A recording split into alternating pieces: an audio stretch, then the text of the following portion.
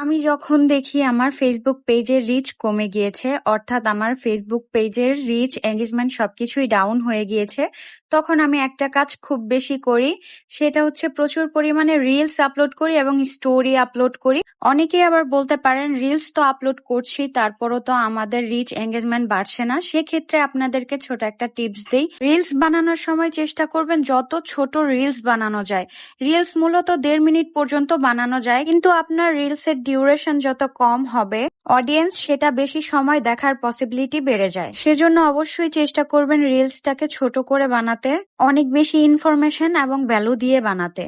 আরো একটি বিষয় যেটা রিলস এর রিচ বাড়াতে অনেক বেশি সহায়তা করে, সেটা হচ্ছে রিলস এর টাইটেল। রিলস এর টাইটেলটা সবসময় ছোট রাখার চেষ্টা করবেন এবং আকর্ষণীয় করে তোলার চেষ্টা করবেন, যে অল্প শব্দের মধ্যেই মূল জিনিসটা বোঝানো যায়। টাইটেলটা আকর্ষণীয় হলে অডিয়েন্সের দেখার চান্সেসটাও অনেক বেশি বেড়ে যায়। আপনি ফেসবুকে যত খুশি তত রিলস আপলোড করতে পারেন, কিন্তু প্রতিদিন 2টা থেকে 3টা রিলস আপলোড করলেই এনাফ, এর বেশি দেওয়ার কোনো প্রয়োজন নেই। আমার ভিডিও থেকে যদি আপনারা একটু উপকৃত হতে পারেন তাহলে অবশ্যই আমাকে কমেন্টস করে জানাবেন।